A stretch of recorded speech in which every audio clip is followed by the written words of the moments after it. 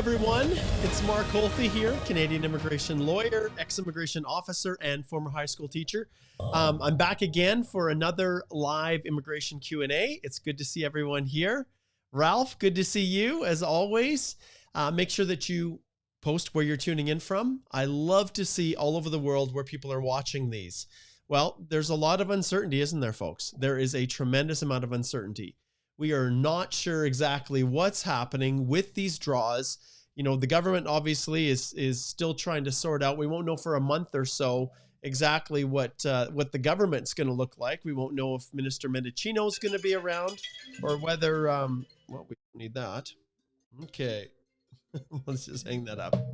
Okay, we don't know ultimately what's going to happen with these draws. I think I've been anxiously waiting and expecting that there would be open draws at this stage, but we're just going to have to wait and see a little bit longer. And obviously today is the day that we see the PNP draws, and we're overdue, right?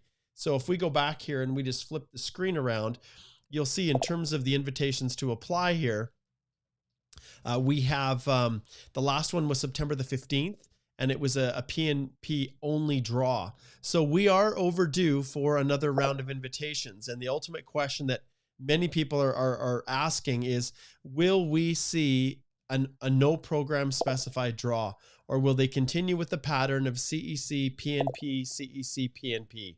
And I think many of you also will see here that on the 14th, they did the CEC, and then the 15th, they did the PNP. Whereas in previous draws, they did the PNP on the Wednesday and then the CEC on the Thursday. So anyone who thinks they've got a handle on this, good luck, you guys. Good luck. All right. Okay. So today obviously is all about, it's all about answering questions, trying to assist in whatever way I can to get through as many questions as I possibly can. Now, I want to let you know about something that I am experimenting with, and we'll see how it plays out. In the beginning, I do a lot of discussion about specific aspects of immigration, if there's any news, any updates. But the reality is lots of people who are tuning into those may not want to watch the whole live Q&A sessions. And the Q&As really aren't built as well for viewing purposes. So what I have done is this. So I am going to be creating, and I'm going to be adjusting this, but I'm going to, this is the template that I'm going to be creating, where right here, I'm going to put here, we'll call this, and then you'll see what I do here. So we change this to breaking immigration news. I'm going to adjust this a little bit, and there's still some tweaking that I'm going to do, but you guys will be able to see, and you'll be able to watch and see that this is where I'm going to start doing more live news breaks and updates when there are things that are happening.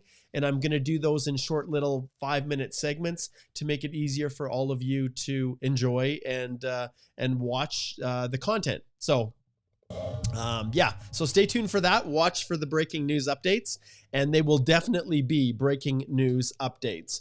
Okay, let's shift here and take a look and see who's tuning in today.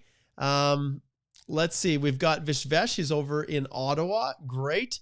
And yes, I will give you the green light. When we're ready for questions, I'll give you the green light. Okay. And yes, Ralph, you're up in Edmonton.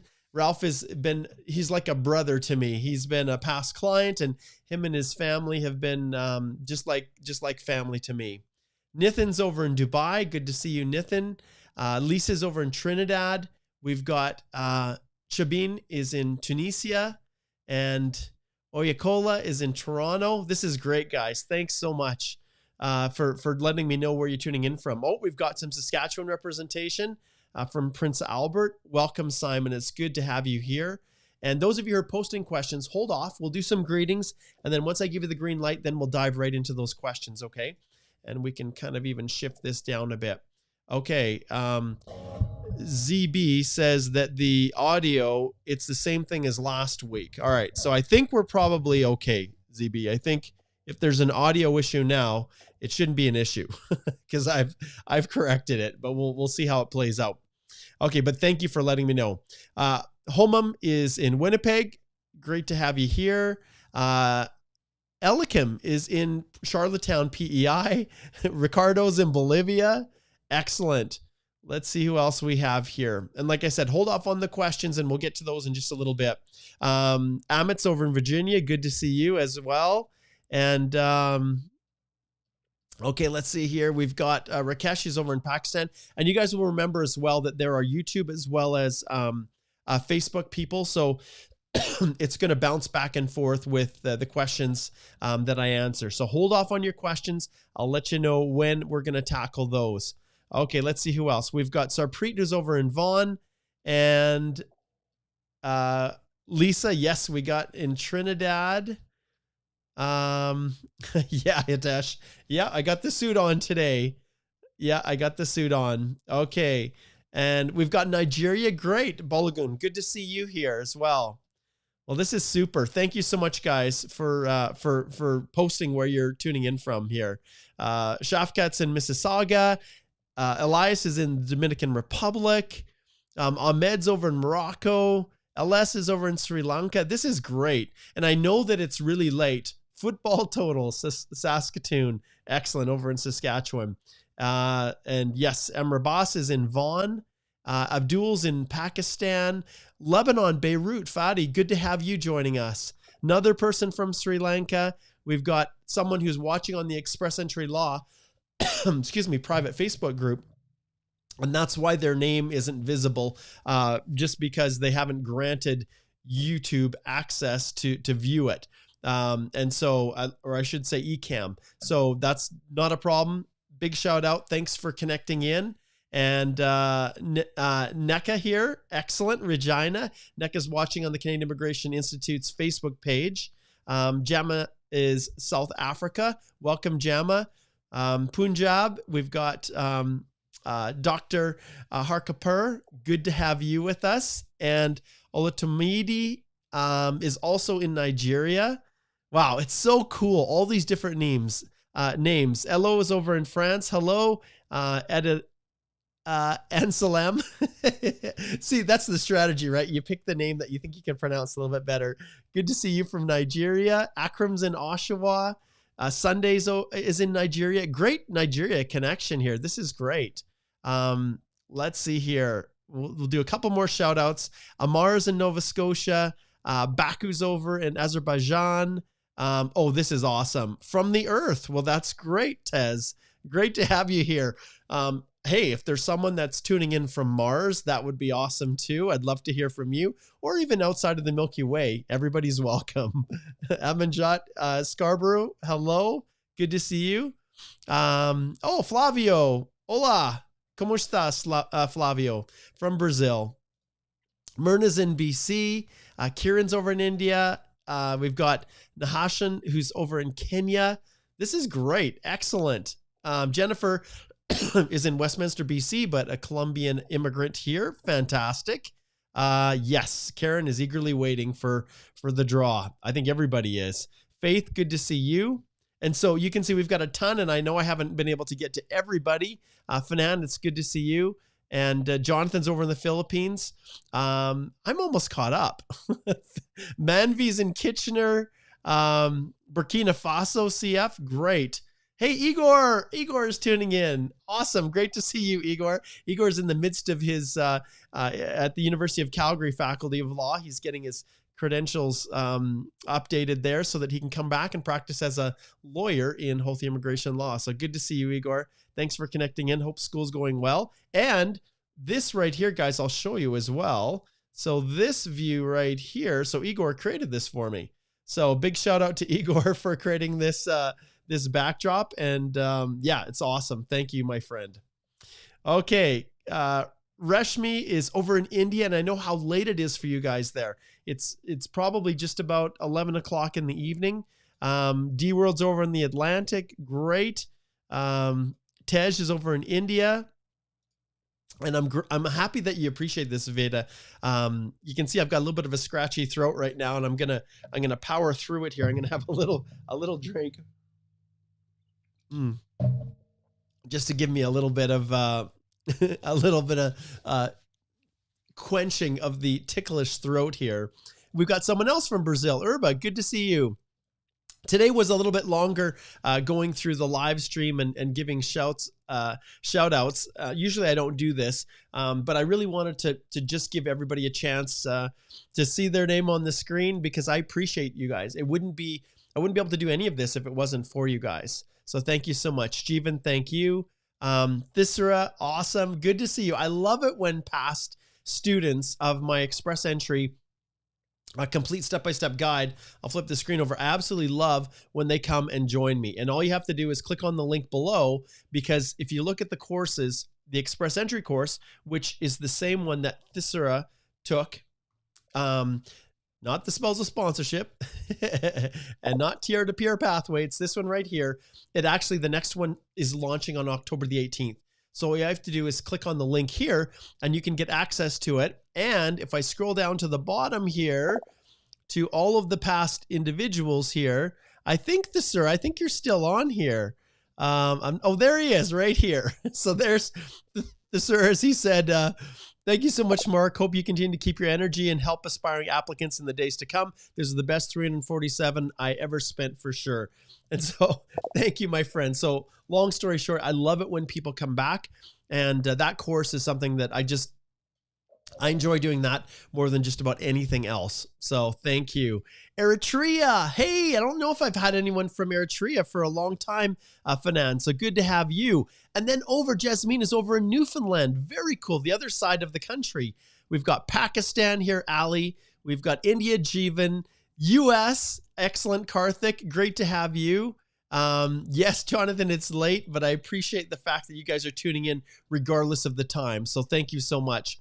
Okay, and lots of shouts out. Thank you, Chanpreet. I appreciate that. And Effie's over in Austria. Excellent. You know, it's been a while since we've had someone from Austria as well, so it's great to have you. All right, guys, I think we've reached the bottom. Greetings, Vishal. And I'm looking here to see if there's anyone else that has any other countries. Thacey's over in Surrey Village. Jama is over in South Africa. Excellent. Another African representation today. And good old England, Daniel. Good to see you. This is awesome. So hold off on your questions for just a second, and then I'll let you know when we can go. So, yep, Daniel, it's very, very good to connect with you. Excellent. All right. And we'll finish off. Nisnes is over in Algeria. So there we go. That was fun. I like that. That was actually good. I haven't been able to do that. I usually jump right in and then we dive right in from, with the questions. And Nisrin, it's good to see you tuning in from Syria. And yeah, we've got a bunch of people. Okay. So back to what we were talking about before, which is these nasty little draws. And so we're waiting to see, maybe they'll do a draw, another one right while we're watching this live. I'm going to shift this over my little screen here because I am not centered in this. There, that's better. Okay. So hopefully, if we're lucky, we'll be able to, we'll see a draw, either today or tomorrow, even an open one. We'll just have to wait and see what happens. But, and I said this before to all of you guys, my heart truly goes out for all of you that are outside of the country that have just been waiting, just wondering what's going to happen. The election has halted things. The election has stalled things out a little bit in terms of prioritization of what the government's going to be doing with the borders. We know that ultimately, if you have a confirmation of permanent residence, you can travel on that. The travel restrictions are no longer an issue. It's more country conditions overseas and whether or not they can ramp up the visa offices abroad with a full complement of officers. And obviously we also have the Afghan crisis, and that has really caused a lot of problems. And I think you guys heard me talk last week. My biggest pet peeve, not a pet peeve, my biggest frustration, and the one thing that I think the government needs to do a whole lot better at is communication, because it's unfair. I had a number of consults on Monday where people were basically their lives were on hold. They were waiting for a decision. And now maybe they're getting married. Now maybe, there's a child that's coming, and they had questions about what to do. Do we notify immigration? How do we communicate with them? What do we do? What are the next steps? So I do a lot of consultations with people just trying to navigate what you do now, where you go from here, given the problems with trying to communicate with immigration. So I'm really frustrated with IRCC right now and their lack of communication with people. And I think that when you leave someone hanging for a year, we're closing in almost in 2 years now.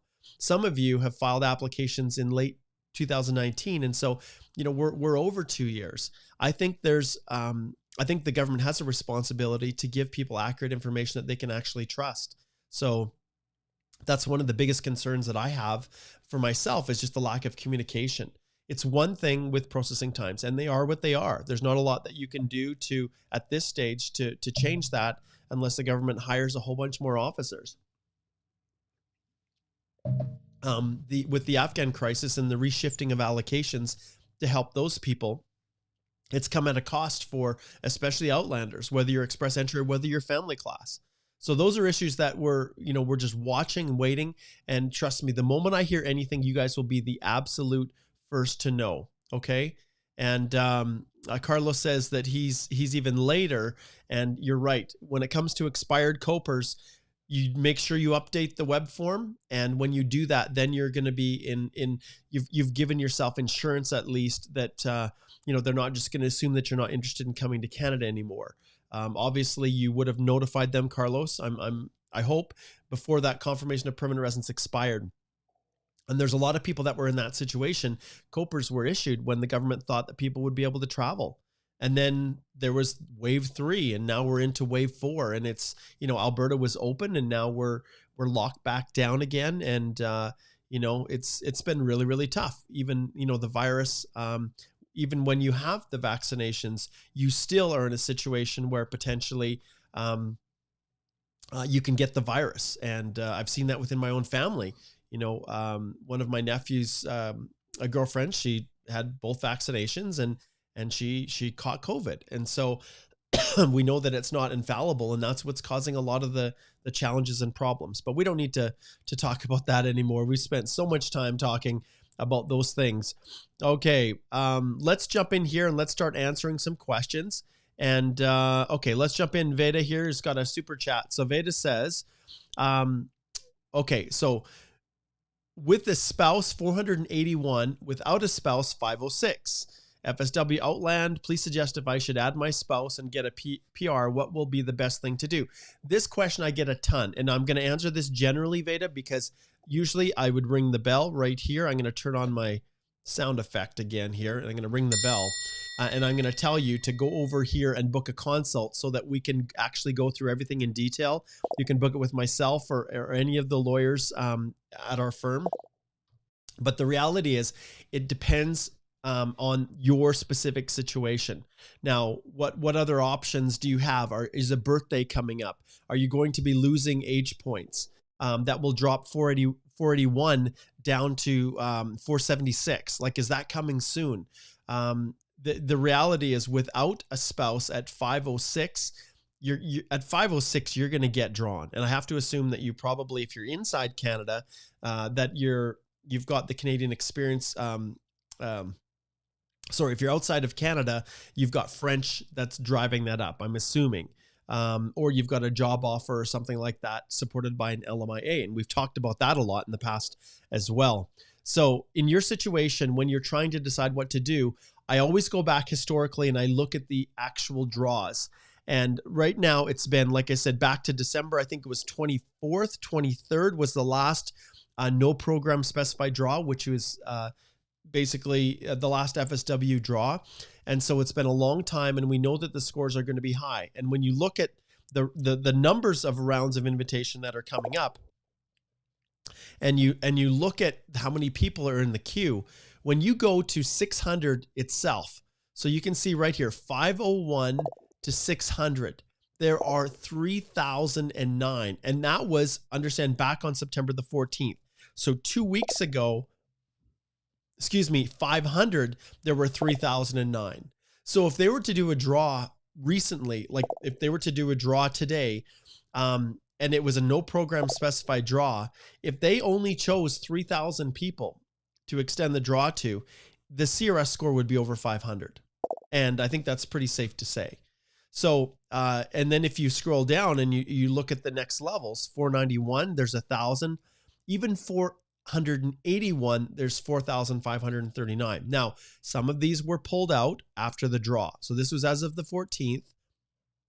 And then you can see here, 521 PNP were pulled out. So we know that there's, at least 521 that are, guess where they came from right here, right? 601 to 1200.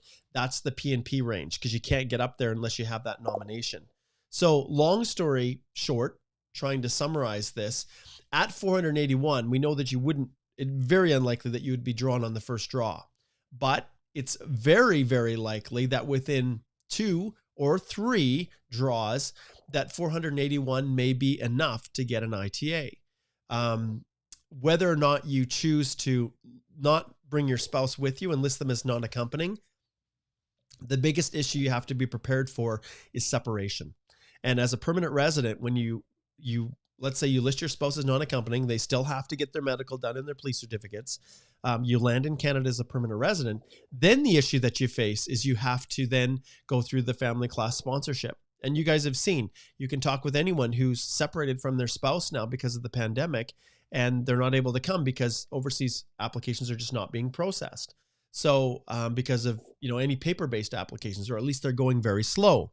So you're in a situation right now where you have to decide, am I prepared to be separated from my spouse for maybe 2 years, maybe longer, maybe shorter, but realistically, you cannot sponsor a spouse if you're not living in Canada. So you have to prepare to be separated. You have to establish yourself in Canada, and then you have to be living in Canada, residing in Canada to sponsor that spouse. So it's a little bit of a long answer, Veda, but I know that at 481, eventually, even though we've got the French factors in there, I think it will settle down to that level, back down to 481. Because realistically, you can't score that high unless you have French or a family member a sibling living in Canada, or some Canadian experience, whether it's work or education. So 481 is still really, really high. Traditionally, when we look historically back at the rounds of invitations. So that's a decision that you have to make. For sure, 506, yes, you'll get the ITA. And if they do a no program specified draw, it'll happen on the next draw. But when it comes to, whether or not you add that spouse or not, the fact you have to look into is, am I prepared to be separated from my spouse for a lengthy period of time? Okay, let's jump through here again. And I'm just going to scroll through, and we'll say, let's see, I was just talking about these rounds. What I want to do right now is give everybody the green light to now start posting your questions. And I know a lot of people have been posting them, but make sure you've got a queue. And the reason is because in my little comment field, I can just type a Q in, and you'll see that, that's funny, ZB. Good, I'm glad your audio is down. I hope everybody can hear me nice and clear here. So what you do, make sure that you put a Q in front of your question, the letter Q, because I will search through it so that I can get right to the questions, and I won't miss any. So the key is to make sure that you put a Q in front of it. And obviously those that are doing super chats, I'm going to try to hit on those the moment they're posted. So, okay. So Ismail says, I got an AOR in June for TR to PR. On GCMS notes, my application was chosen for quality assurance. Yes. It has been 3 months now. How long does QA delay? This is an awesome question. Very few people will even know that they're going through this quality assurance. Now, QA is really this. It's not that they've identified specific things necessarily for a review, like they question your education or they question the work history that you've provided. What the quality assurance is, it's really just officers, and they're doing a random check for all kinds of things. And they've got their systematic things that they're looking for. But when it comes to any GCMS notes that says that it was chosen for a quality assurance, that's exactly it. It's just like anything, right? When you're going through, for example, I'll take the fast track Nexus applications that we have, Nexus cards to travel between Canada and the US.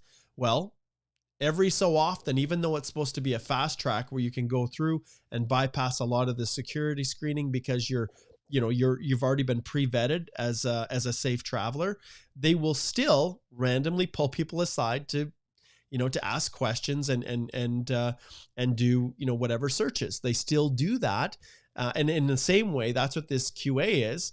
They're just going through applications to make sure that randomly that there are no issues with applications that normally you wouldn't even anticipate there being a problem with. So that's really what you're at. Now, in terms of timing, understand whenever it goes to QA, especially when the government is really understaffed, they don't have bodies, anything that takes you outside of the normal queue, Ismail, will absolutely increase processing times dramatically. Many of you know that the TR to PR pathway itself, because they just don't refuse applications unless you applied under the wrong category. And I know there's some issues out there with people who are saying that immigration somehow shifted them to the wrong category when they weren't. I don't know, I don't really know much about that. But we know that process is taking a long time because they're not refusing applications. They're giving people, lots of opportunity to correct and fix problems. Why? Well, I've got my own little conspiracy theory with that. One of the things I think that they absolutely look at is the fact that that people are filing these applications on their own. They give you very little time to prepare, and so they set a lot of you up for failure. So the government doesn't want the program to fail, so they're going to great lengths to make sure that they process applications that under any circumstance other than TR to PR pathway would have been done. They would have returned them, canceled them, refused them. But for TR to PR, consider yourself fortunate. Now, Ismail, I know it's delaying things. Remember, you have that work permit option to bridge the gap if you need to, but you're in. And that's the thing that's just, so many people would do anything to trade places with you, especially with the lack of time that was given for getting documents ready, including language tests, which prevented a lot of people from applying. Okay, Shafkat, he says here, I have applied, and thanks for the super chat there. He says, I have applied EAPR on September the 24th, and later found out I submitted one document incorrectly. I've raised a web form on the 27th with the correct document as well, but didn't get any confirmation. This is not surprising, Shafkat. It is not. You make sure you keep a record. And whenever I'm doing any web form, I actually take a screenshot. I take a screenshot specifically of that little box where I'm explaining whatever it is I want to explain. Sometimes the explanation is requires you to scroll through that window. Well, here's a little pro tip. Whenever you're submitting a web form, make sure that you make a copy of that and include a copy of the entire text that you included in there and bundle it all into a PDF. And then when the response comes back, the actual automated acknowledgement that they've received that, and then it's been forwarded on to the officer and added to the file, then you can add that in. But that's your record, because you do not want to trust immigration at all.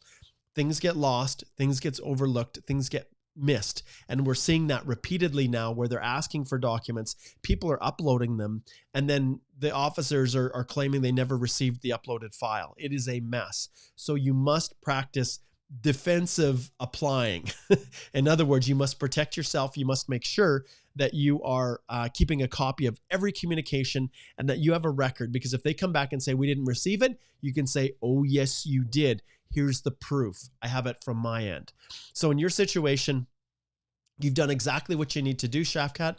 You have gone through the process of basically notifying them of the problems. And I'm assuming this is a TR to PR pathway. If it is express entry, so if you, EAPR, it says right there, you applied for EAPR on September the 24th and later found out that you submitted one document incorrectly. Okay, you've done what you can, and that's exactly what you do. You try to correct it immediately. Obviously, you entered everything properly.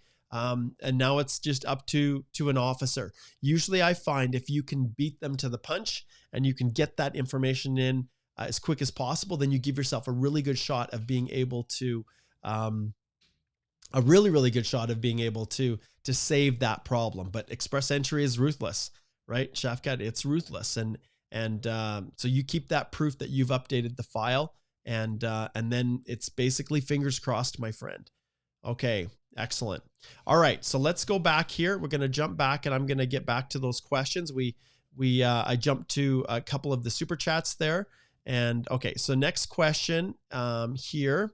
Okay, Beatsom says, is it true that submitting a web form about my vaccination status will speed up the process time for FSW 0? Nope, that is false. Simple as that, false. Okay, can you give an overview of the status of all PNP programs? No, I can't, Hardy. That's not possible to do that. I recommend that you book a consult and we can go through and we can look at the possibilities. You ask about Alberta PNP, any changes? Well, one of the big changes is that Alberta is nominating a lot more people, even people that are not residing in the province. I have seen notifications of interest now from people, Hardy, that are specifically directed to people that are living in other provinces, which is something Alberta has never done before.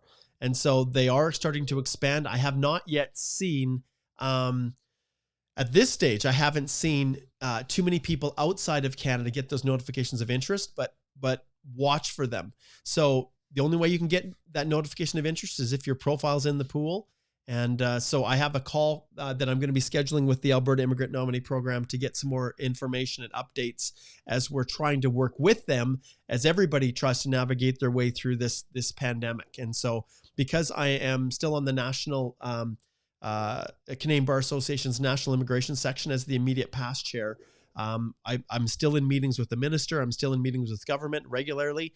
And in a way, the provinces don't often talk to the feds like they should, or there just isn't the opportunity. So I often will represent kind of the thoughts and feelings of the provinces in my discussions with IRCC. So good question.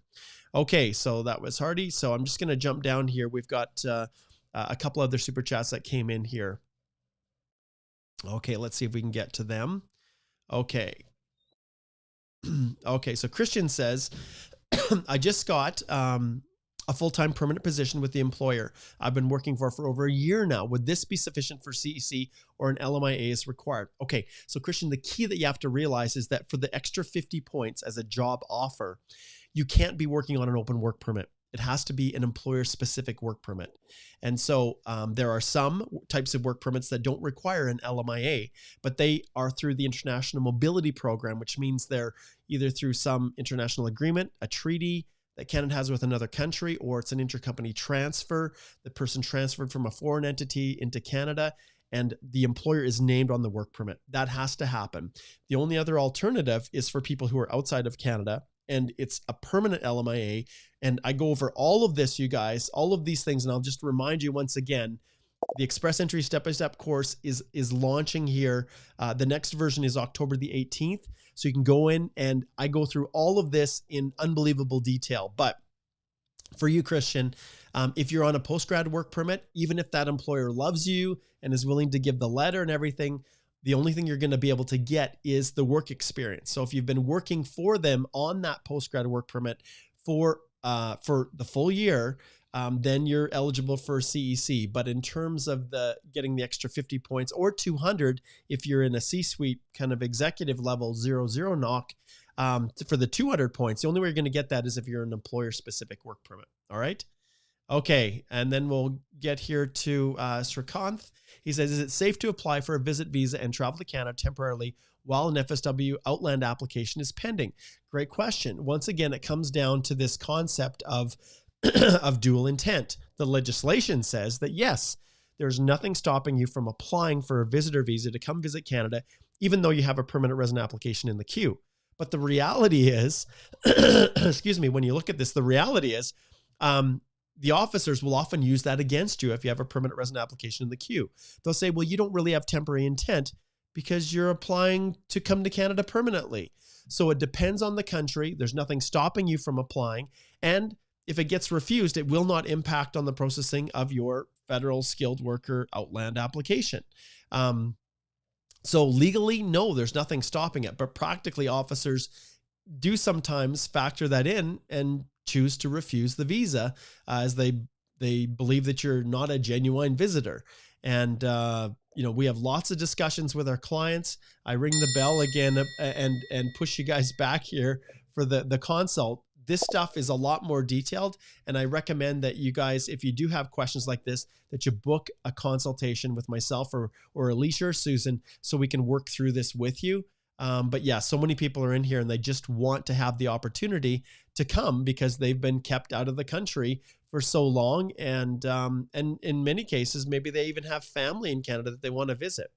Okay. Adish says, okay, outside of Canada. Okay. Excuse me here. I have work experience while I was doing my undergrad. Will that work experience be valid for E? Good score for ITA. If you are outside of Canada, okay, this is not inside Canada, which you've said outside of Canada, there is no restriction as long as you're paid for that work. So if you were gaining work experience while you were studying, who cares? It doesn't matter. And I want to shift back to this, the web page, the YouTube site. Guys, if you go to the YouTube site, you can click right here, okay? And then you can put here, let's see if I can pull it, work, education. Let me see if it searches, if it's smart enough. Okay. So I've got a couple things, all right? So you can search my website, search the YouTube channel. These were 3 years ago. This was 7 months ago. But you can see here, does my education need to match my work experience? Okay, there's one. Can I claim work experience while I was studying? So I went into great depth with this one 7 months ago, and you can watch these videos. And education, everything you wanted to know. So you can search with keywords, and obviously, YouTube is Google based, so the search function is good. And a lot of the questions that you guys are asking, even in this live one right now, you may find that I've done a video on that topic. And as I expand and start to do more of these, I am also going to be doing a whole lot more little short videos that cover little topics, just like Adish, just like yours. Okay. Okay, Flavio's in here with the next one. If permanent resident with unaccompanying spouse and spouse already has an ETA, is it possible for the spouse to enter Canada using an ETA and apply for a spousal PR inland? It is possible, Flavio. Yes, it is. And I will ring the bell because there's a lot of logistics that you have to take care of. But if that spouse has an ETA or if that spouse has a visitor visa, they can apply and seek admission. Now, in every situation, when you arrive in Canada, the border officer has the ability to decide whether or not they'll allow that person in as a visitor. And you have to remember that you'll get in trouble if you're lying, and you need to accurately represent what is happening.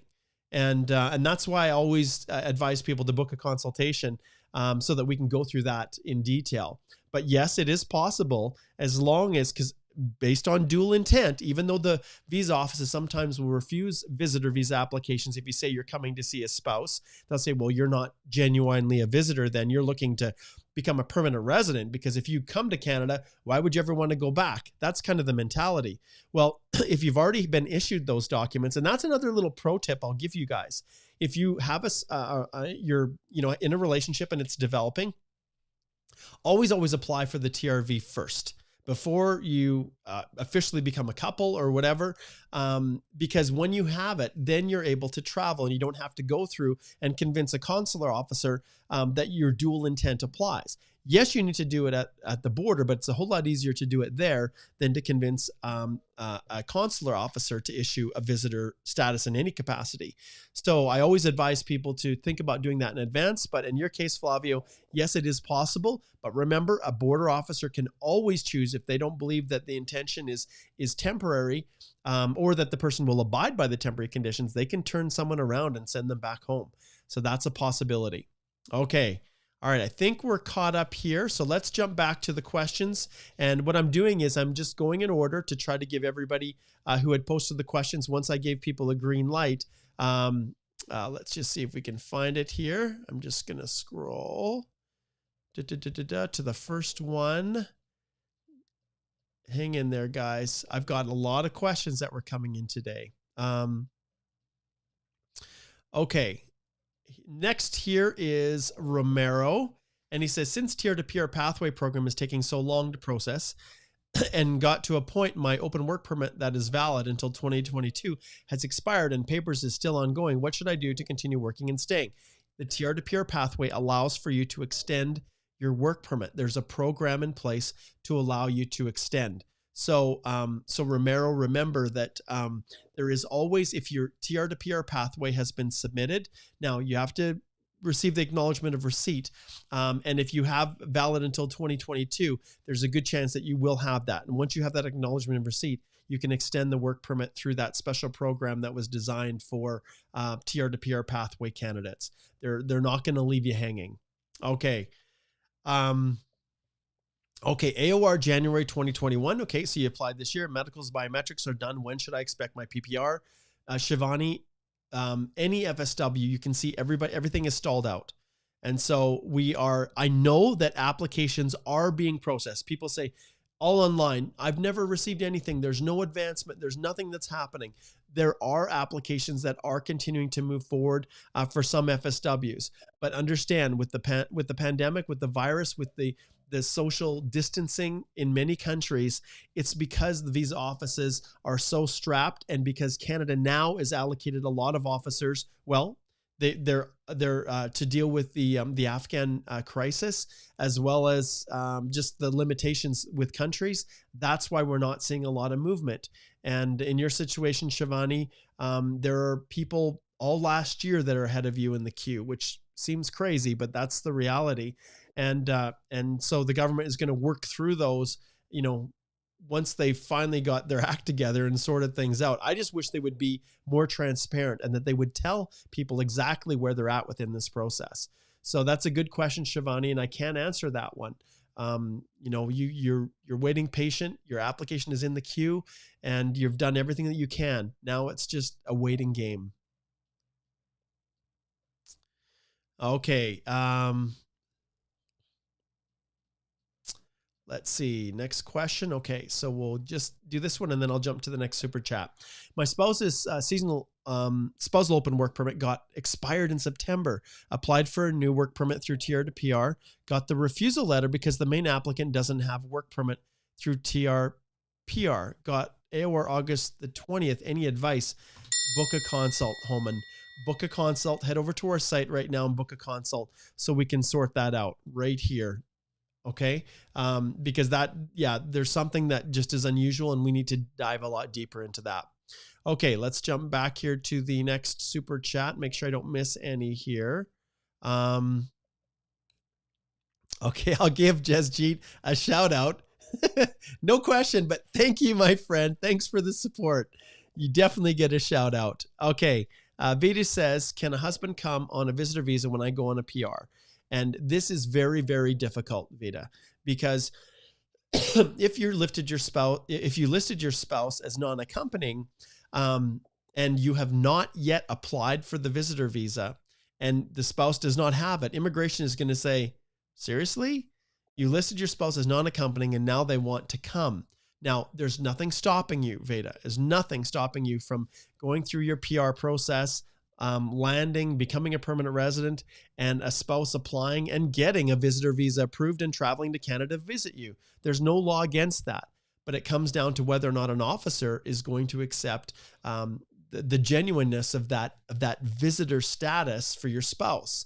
Now, obviously, you need to put in a lot of evidence to show that your spouse is only coming to visit, that they have a job, that you've maintained a residence, that there's still parents or family that he needs to take care of. That's preventing someone from actually staying with you in Canada long term. But like many of these questions, it's possible, legally possible, but practically speaking, you've got to put a lot of evidence in to satisfy an officer that dual intent really exists. Okay, and we've got another one that jumped in here. Okay, big shout out to Syed as well. Let's see here. I think that has got us caught up. Okay, let's go back up here, and then we'll continue with our other questions. Just give me 1 second.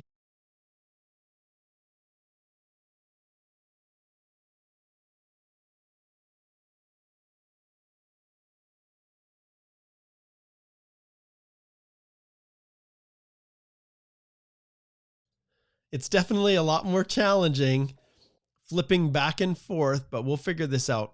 There's been so many questions. Okay, here we go. I thought I had the top one. I need to make a note of this when I'm scrolling through. I'm trying to get to the people who posted their questions first once I started the answering those questions. Okay. Okay, so here we go. Next one on the list is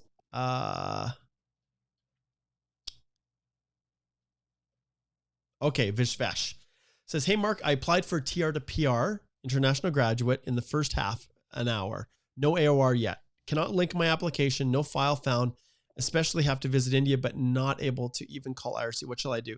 Vishvesh, this is a situation that many people are in. The expectation with the TR to PR pathway is that you're in Canada at the time in which it's finalized. There's nothing legally preventing you from leaving and going back home if you need to. But if you're trapped there and can't return, then that's going to be an issue. You filed your application, so it's in the queue. But the only advice I give people is not to travel, for the simple reason that if you're trapped and you can't get back in, then what are you going to do?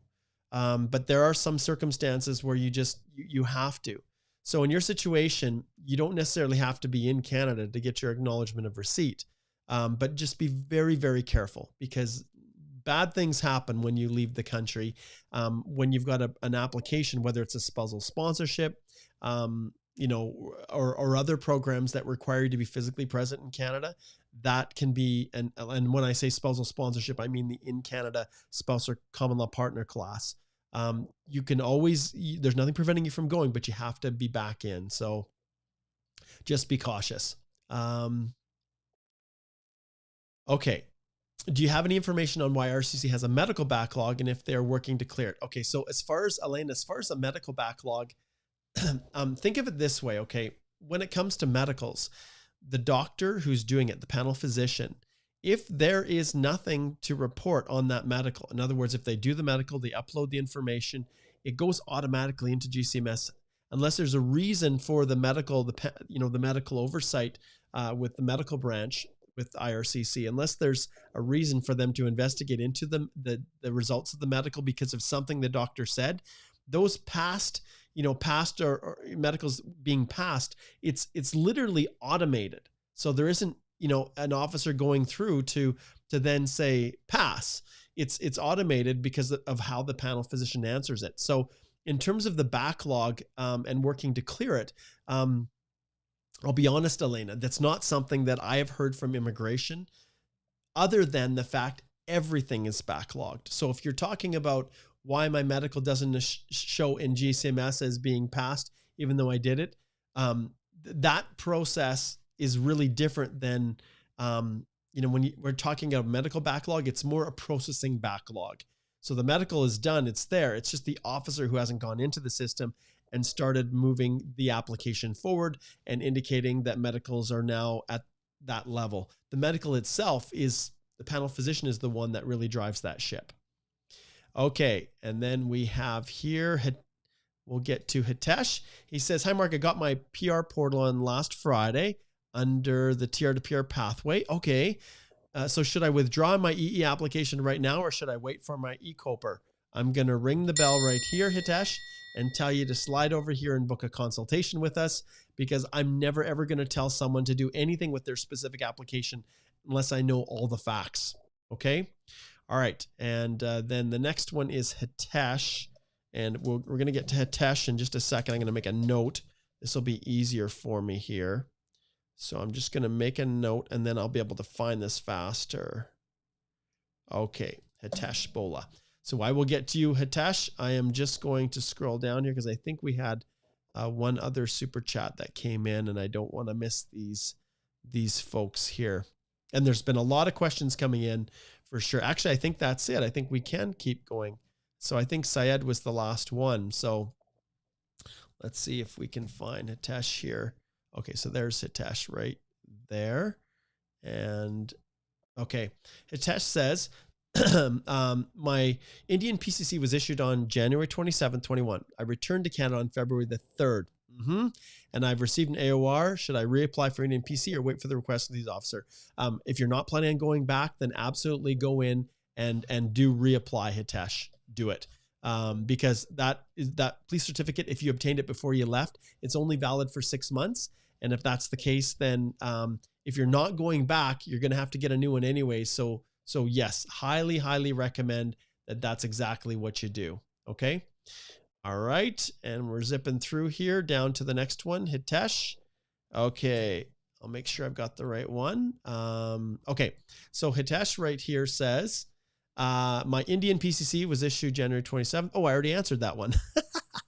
I already answered that one. Okay. Flavio's up. And I think maybe Flavio, you advanced your question. Yeah, so I already answered that one. Siddhant says, while creating the CEC profile, it asks a question. Have you applied for EE before? Okay. Will I answer yes if I've applied under TR to PR? By the way, I haven't received AOR. So what file number to enter? This is a great question. I deal with this all the time with my clients. So when it asks, have you applied to CEC, to immigration before? The answer is yes. It says, have you applied for permanent residence before? The answer can be one of two things. Now, if you say yes, then it prompts you to put a file number in. If you don't have a file number, then often what I'll put is just XXXXXXX.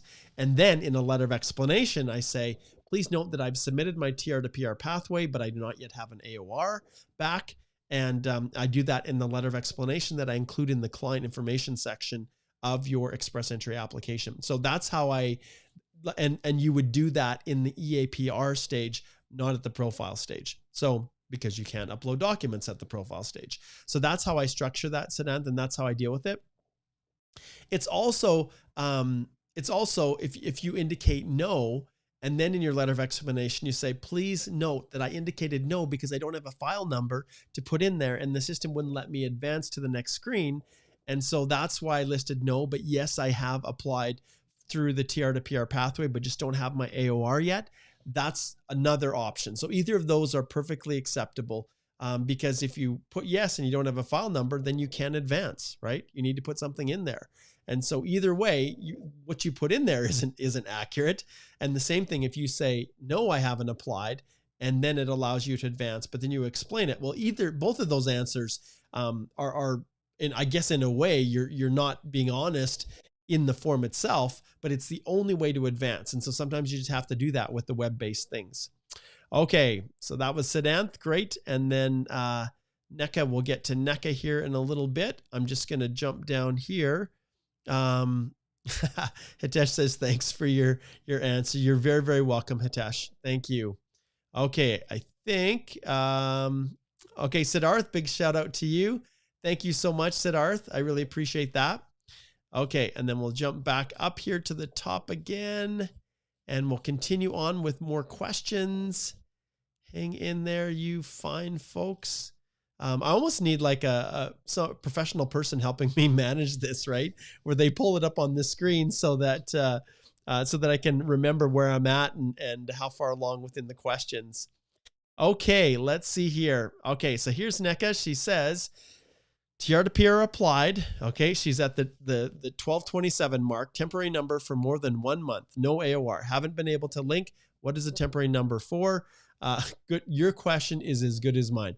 The temporary number is just your indicator that yes, you've submitted the application. The acknowledgement of receipt is the one that you need, that actual file number that allows you to link. So hang in there, NECA. And there's so much frustration with people, but the one thing you have going for you is the fact that they are very, very kind with TR to PR. Yes, it takes a long time, and that's just a factor of how they're processing these, but they're not being cruel. They're being very facilitative. They're doing everything in their power not to refuse applications unless the application was submitted in the wrong program. Okay, Mariana says, is the tie-breaking rule date in the rounds of invitation the date the last candidate in that round was picked up from the pool or the date they submitted their EAPR profile? The tiebreaker is from the date that they submitted their EAPR, their express entry profile. So basically, if any person that lands right on the exact CRS score that the round of invitations has issued, and let's go back to the rounds and let's take a look so you can see. So we'll go back to this one here. So you can see the tiebreaker rule. This means that the last person submitted their application February the 24th at 10:46. And if there was a person who submitted it at 10:47 that also had 732 points, they wouldn't get an ITA, but this person would. So anyone who submitted here at this time or before, basically earlier than this, so they've had their application in the pool for longer than this time, they are the ones that would get an ITA, but it only applies for the people that are right on the exact score. Anyone who has 733 here, they would have gotten it regardless of what time they submitted their application. It's only people that were at 732. And usually when we have an odd number, like 721 issued, it means that this was the only person at 732, or there's no one at 732 that wasn't drawn. If you go back to the rounds of invitations and you see where they've leveled it off and the invitations have been in even number like this, then it's highly likely that there was people at 462 that maybe did not receive an invitation, because if we go to this round of invitations here, they submitted their application after 10:55:43 on September the 11th. All right. So there you go. Just a little tip, a little update here. Okay. Next. Okay. Elias, can you shed some light on this news? Probably not, Elias. We would need to go through this in detail. Obviously, this is an update regarding COVID. And yeah, I'm not going to have time to be able to get to that, Elias. But what I'll do is I'll make a note of this, and I will then, after I do this note, I'm going to highlight that one for me. Once I go through, I'll make sure that I address this and maybe do a separate little session on this topic specifically. Okay. All right. Wow. Time flies, doesn't it, guys? Well, we'll answer a couple more people here, randoms, and then we'll make sure we wrap up with the super chats. So what level of French do I need in order to get extra points for a second language, thinking to apply via EE? Well, simple answer. All you have to do is here and then go to EECRS criteria. Okay. And when you pulled up the criteria, it gives you the breakdown that you need for French. So to start with right here, if we look at the official languages as the principal applicant, you get points for official language, but you also get points for your secondary language. And so if we zip through here to the specifics, you'll see there's the age breakdown, there's the education breakdown, there's the official languages, first official language. So second official language, you get points for that. And you can see here, Canadian language benchmark, you can get a maximum of 22 points if you have perfect French, which is a big jump. And then if you 24 if you're single, so without a common law partner or spouse. So you can get up to 24 points there. And you can see here, as far as the levels go, it's a CLB 4 or less gets you nothing. A CLB 5 or 6 will get you 1. CLB 7 to 8 will get you that. CLB 9 will get you that. Now, when you scroll down to the bottom, you'll see that they also have a breakdown of the other points that you get. So to get 25 points, you need to have at least, a CLB 4, a CLB 5 or higher in English, plus NCLC 7, which is kind of like a CLB 7 for French, to get the 50 points. And then if you are lower than English and your English isn't super high, or didn't take a test, you're still getting 25 points just for French if it's at that NCLC 7. Now, the last thing I'll show you here, if I do a search and I just type in, whoops, I can uncap that. We'll go language equivalency chart IRCC. That probably will work. And then you pull it up here, and then you can convert your actual scores on the TF and the TCF to figure out exactly what your scores are to get that CLB level that we're talking about here. Okay. There we go. All right. So there you go, Grace. And then we'll finish off with Nisrin will be the last one. She says, if I did an online master's from the UK, would I need a police certificate from the UK? This was 100% online degree. No, if you haven't been present there, you don't. But remember, when you're listing your education by the name of the school, you need to indicate by correspondence. So, and this is right from, we'll go here to my favorite site, which is the completeness check site from IRCC. And when you go into here, I'm actually just going to search for it because I know it's correspondence. You'll see right here when it comes to, we'll scroll up, proof of studies. Okay. In order to prevent you from being asked to provide a police certificate, what you need to do is instruct it to indicate that your education was completed by correspondence by typing in brackets by correspondence. So that's what you're typing in, that exact phrase. on the same line as the educational institution name found in your educational background. Okay, so that's how you deal with that one, Nisrin. All right, so let's wrap up here and let's see if we can finish off with our, make sure we don't have any super chats that we've missed, and we'll finish off with that. Let's see here, scrolling down.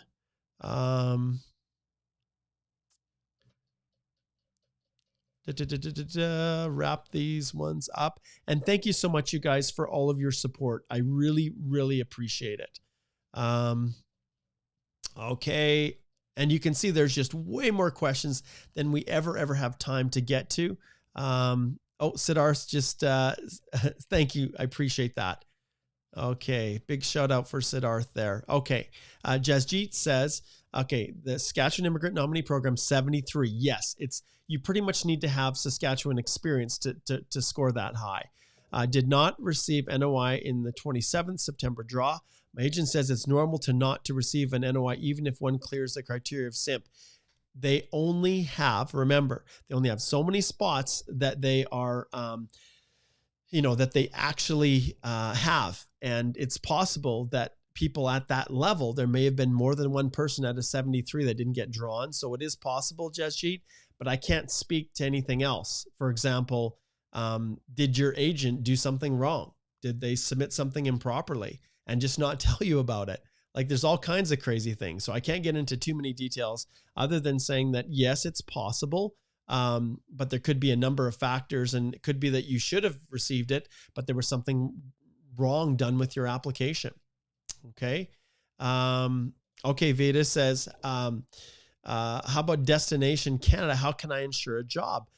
The process of finding jobs in Canada really comes down to making connections. Now, often if you have the right credentials and there isn't a lot of people applying, then you're going to get a look when you're here in Canada. But in terms of trying to get a job offer before you come to Canada, it's really, really difficult because it's hard to make a connection with an employer or to get a positive referral from someone you know or things like that unless you're actually in Canada.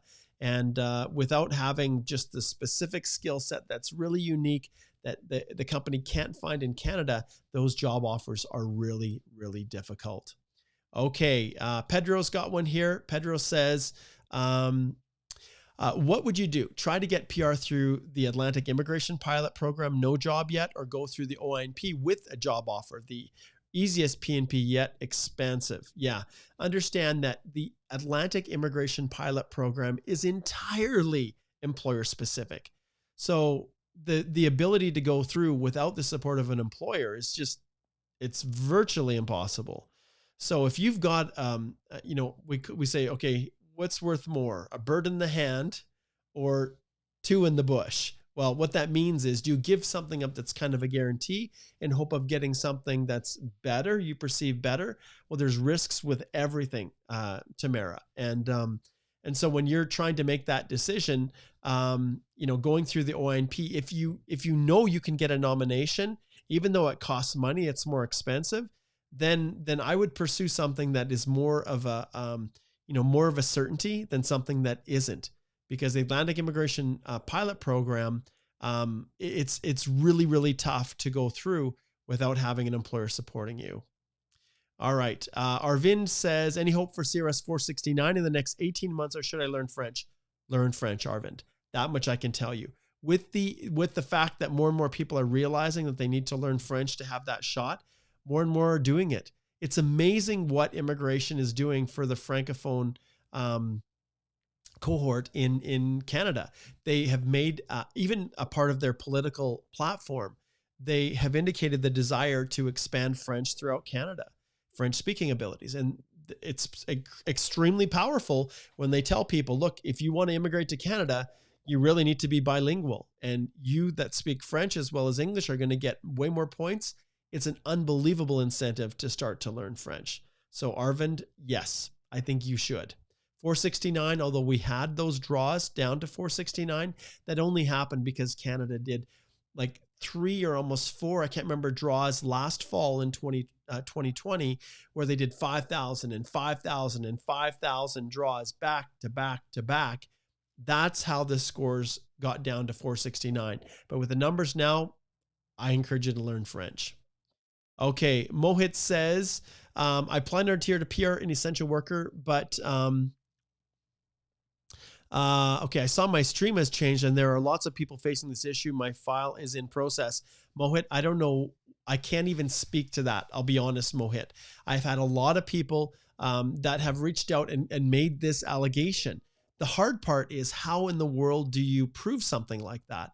And one of the things that happens is that people do make mistakes.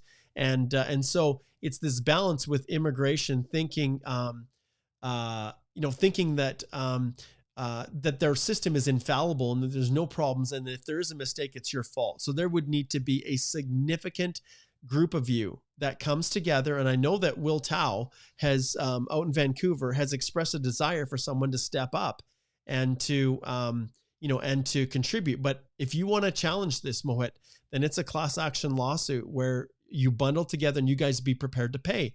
And if you're not prepared to pay to hire a lawyer to litigate it, then it's not going to happen. And I feel terrible for people.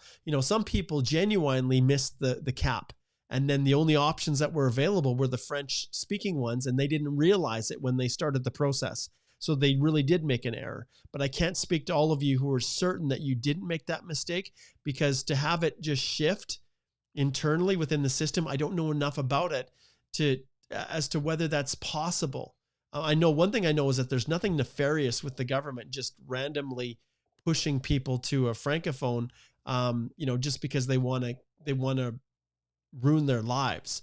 Like, I would be very surprised if there was anything that nefarious, but it's still a reality.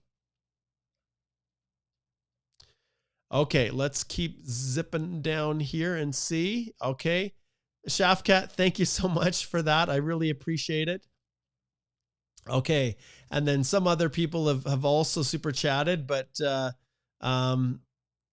name is a little disturbing. So, okay. So all right. Well, we'll answer the question. I was asked to submit Schedule A again in TR to PR. Yep. That's very, very common. And understand that when individuals are, they submit improper forms. This is really where it comes down to, Rudolph. I'm pretty sure I don't like your name, dude. I don't, but we'll leave it off of there. I will answer your question though. So, change your name on your YouTube, dude. That would be great. Okay. So back to the question about Schedule A in TR to PR. I've had lots of consults with people who just didn't complete it properly. There were gaps in their personal history. And often that's what triggers it, when there's a gap in your personal history. So that's why they've asked for it. Okay. All right. Let's see what else we have here. Okay. Shafkat says, I got an ITA on the 23rd on 23rd months, and points increased for 2 years due to system actually okay. And year and not actually dates. Should I honor the ITA? Called RCC. They said to go and ask for, to go ahead asking for a friend. Shafkat, the reality is when you are, when you're making that decision, it is possible to save that ITA, but your friend needs to make sure that they don't submit the EAPR until they've actually worked all the way through. Now, remember, if they're in a position where they're not currently working at that position and immigration has given them credit for the full 24 months and they don't have a way of recapturing it. So what I'm saying is this only works if it's their current job where they were given the credit for the month, where you can keep working to reclaim it within that 60 days that you have to file your EAPR. That, Shafkat, is the way to do it. But I'll say repeatedly, you guys, there's insufficient information to say exactly how to proceed. I suggest you book a consult. Your friend books a consult, and then we can look through this in detail. But if it's the current position that has been rounded up, you can keep working and then don't submit the APR until you've actually worked that full period of time. And immigration has told us that they will work with that and they will allow it. It's not your fault that they gave you an ITA early, right? Okay. And then I think we're just about done here. We'll wrap up. Lalit says, with the LMIA, is how much not having IELTS and proof of funds affect the application, as an official website it's written, it's not mandatory. If you have an LMIA, if you have a job offer that meets the express entry job offer requirements, or if it applies to a different program, but I'm just specifically talking about express entry here, understand that if you have that LMIA, you have to have IELTS. So not having IELTS, you can't get through the program. You can't get through express entry without language scores and most of the PNPs. So not having IELTS, I don't think is an option. Maybe I'm missing something here, but you need to at least have a language. Proof of funds isn't required if you have a job offer or you're drawn under the Canadian Experience class. All right. That's a good question, Lalit. Thank you for asking that. Okay. All right, here we go. So that 11:13, we went a little bit longer today. I know that, I tried to get through as many questions as possible, and I want to thank you guys all for tuning in. Thank you for your support. It's been just the highlight of my week is doing this. And then once the courses come around, and this one is October the 18th to the 22nd, if you are filing through express entry, make sure that you come and join.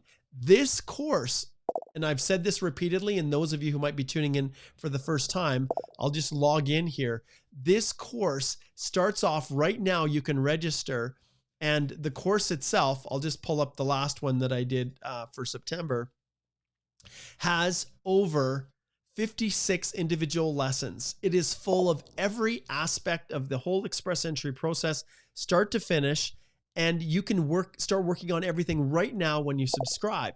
The benefit now to the masterclass is that when you go and you subscribe, in addition to all of those course materials, you also have the ability to join me every evening from the 18th to the 22nd from 5 to 6 o'clock Mountain Time, where I answer the questions from this group of people that registered for the course. I think we had about 33 or something for the September course. It was wonderful. It was awesome. And if you are wondering, well, is it worth it? Well, just scroll down here and you will see right at the bottom all of the people that subscribed. And the ones up at the top here are the most recent round of individuals that have that took the course in September. So yeah. So anyway, so there you go. And I have immigration consultants who take it. I have lawyers who take it, and it's open for anyone who would like to do that. And it looks like someone squeezed in one last little super chat, and we'll wrap it up, guys. So don't do that anymore. We'll finish this one off with the last one. So TR to PR, I put my last date of entry according to the stamp I have on the passport, but I visited the US one time via land, and at that point of entry, they didn't put a stamp on my passport. Any advice? Absolutely go ahead and update them and let them know. Obviously, immigration, they have access to the border crossing, so they know who's who left and who entered, especially with the US border. So what I would do is, once you get your acknowledgement of receipt, if you have your AOR and they've asked for anything, that's the trigger. The moment they ask for something, then add in further explanations or anything else that you think that you're also missed or need to correct at that time. And just let them know and say, hey, I actually came in, but I didn't get a stamp on my passport. And so because of that, that's why I put the last entry day was the date of my passport. But now I realize that I did make that one trip to the US that I forgot about. So I just want to update my travel history. And that's what you do, Amar. And it happens. Like realistically, like no one's perfect. Things are overlooked. Sometimes things are missed. With the way they're treating TR to PR pathway, they're going to give people a lot of leeway, a lot of flexibility. Okay. Deepika says, thank you for your help. You're very welcome. I'm going to turn on the see you later music here.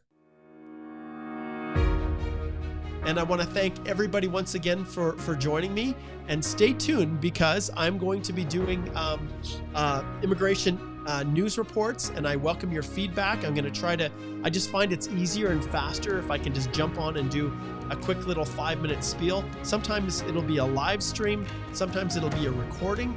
I'm a live guy. I like to just go on and go live. Some people, you'll watch the YouTube, they've got all these nice little videos that are all, they spend how much money for professionals to help them do it. That's not me. I just do my best to try to give you guys the information that you're looking for. And so, yeah, so watch that. So thanks so much. And I'm sorry that I wasn't able to get everything answered. Pedro, thank you for the good vibes.